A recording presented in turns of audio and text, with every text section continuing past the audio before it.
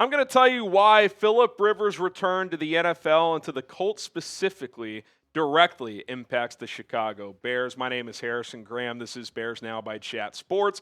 I also host a channel called Four Verts. It's a daily show that covers the entire NFL and college football world. Big stories. Going to have a Michigan Sharon Moore replacements video soon. I've covered all the Phillip Rivers talk. If you want more NFL, more college football coverage, if you're a fan of my commentary and just love football, go subscribe over there. Link is right there, youtube.com/@4verts. I'll put that in the description and comments as well. Would love to get to 15,000 subscribers by the end of the year. Appreciate any and all support. Okay, Phillip Rivers is back. The Colts have signed him officially. He practiced on Wednesday for the first time, and sounds like there's a real chance he could start. Now, Riley Leonard did practice as well. He's dealing with an injury, so maybe they would go to him, but I don't think they'd go to all this trouble if there wasn't a pretty good chance Rivers would play. And Shane Steichen himself said, we'll see in terms of who starts on Sunday. Now, if you look at the Colts' remaining schedule, they're on the outside looking in the AFC playoff picture, and they got 4 tough games. At Seattle, 49ers at home, Jags at home, and then at the Texans. Obviously, those last 2 for the Colts are the most important ones. Those first 2 are why it's important to the Bears. We'll get to that in a second. I just first got to say, it is wild that this is happening. It is pretty insane to think about that this is the direction they're turning to after Daniel Jones suffered a season-ending injury, and Anthony Richardson is still on short-term IR. 44-year-old Phillip Rivers. I get the connection with Steichen. We broke that all down on 4 Verts. Again, go check it out. But it is still, I mean, listen, I'm going to be entertained. We'll see if he can take down producer Cullen's Seattle Seahawks. I'm not holding my breath. But speaking of that, that's the Bears' impact. The first 2 teams that Phillip Rivers conceivably could be playing against are in direct competition with the Bears in terms of playoff positioning, that being the Seattle Seahawks and the San Francisco 49ers, who they play the Colts the next 2 weeks. I mean, look right now. Bears are a game behind Seattle. They're tied with San Francisco in the wild card picture. Now, Chicago, as we've broken down, controls its own destiny to the NFC North. You wouldn't even have to worry about that if you went out, but certainly would be nice if Old Man Rivers could give you a little bit of an assist and knock off at least one of these 2 teams. Let's face it, though.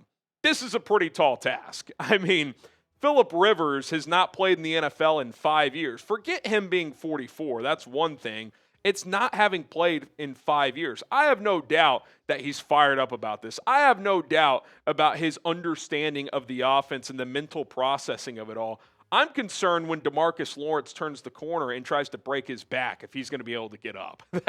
That is what I'm concerned about. So, A, we'll see if he plays, and B, we'll see if he's effective at all and can help the Colts, A, try to rally their season, and B, help the Bears out along the way. But let's face it, if the Colts are going to win one or both those games, they're going to have to rely on Jonathan Taylor to run wild and for their defense to play really, really well. And the Colts have not been great the last few weeks. So it's a fascinating story. If you help the Bears, that would be awesome. I'm not really banking on it, but wow, it's going to be entertaining to follow, I will tell you that. It already is. Will the Colts beat the Seahawks or the 49ers? Type Y for yes, type in for no.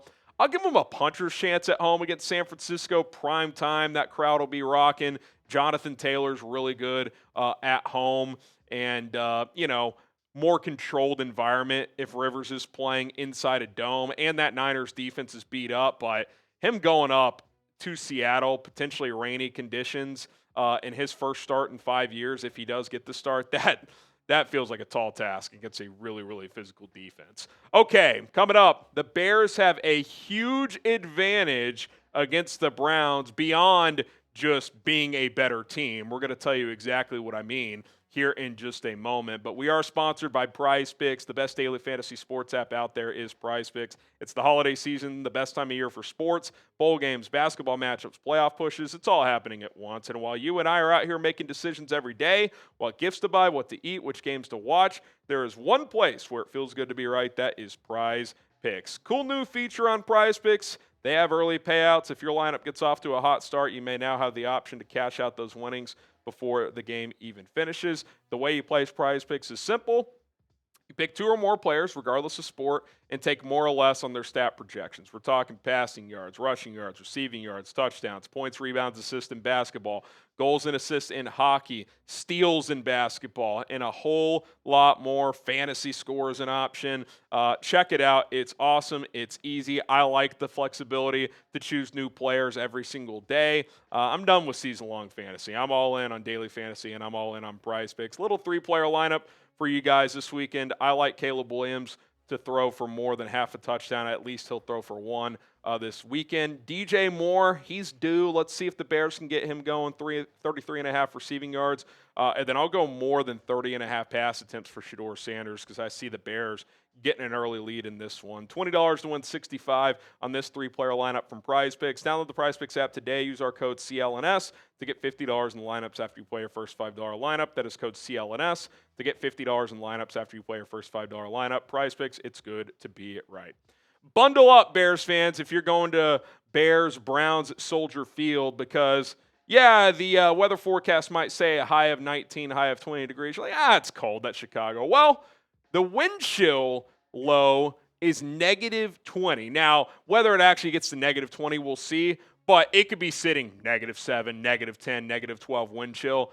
That is effing cold. And I think that's a big advantage for the Bears in this one, even if it's brutal for fans who potentially could be going to this game. I think it's a big advantage for the Chicago Bears. And why is that? Well, when it's cold, when it's windy, what do you want to do? You want to run the football. You want to lean on your offensive line. And the Bears are just much better at running the football than the Cleveland Browns. They're second in the NFL in yards per game. The Browns are like 28th, 157 to 95.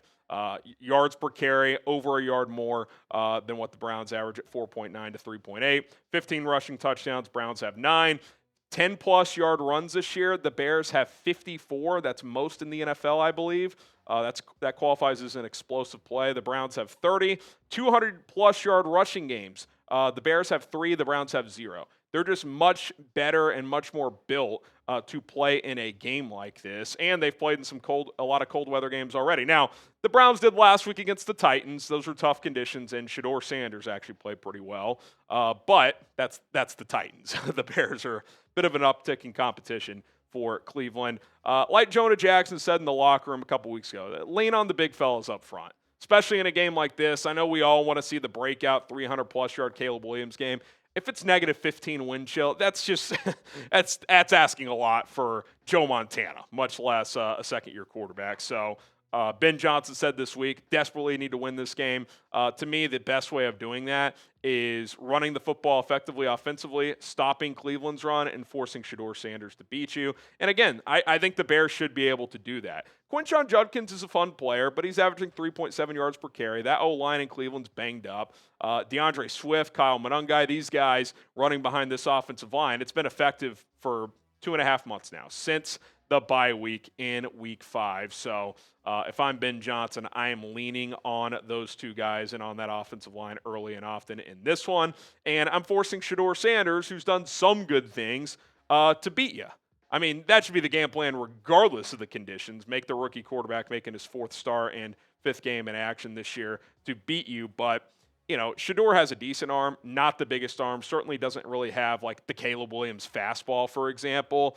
If you get him off his spot, he starts drifting like he likes to do. If it's windy and below 0 degrees, good luck. I think Shedeur is going to be in some trouble in this game on Sunday. So don't let Quinshon Judkins loose. Commit to running the football on your side of things. I think it's a major advantage and a major reason why the Bears should win this game on Sunday. And guess what? If you're running the ball a lot, that neutralizes how impactful Myles Garrett can be as a pass rusher. All right, there you have it. Predict the score. Bears, Browns, who wins? What do you think the final score is going to be? Let us know in the comment section below. We'll see you guys soon here on the channel. Don't forget to subscribe. Plenty of content to come between now and kickoff on Sunday. Stay warm if you're in the Chicagoland area and if you're going to the game. And as always, bear down.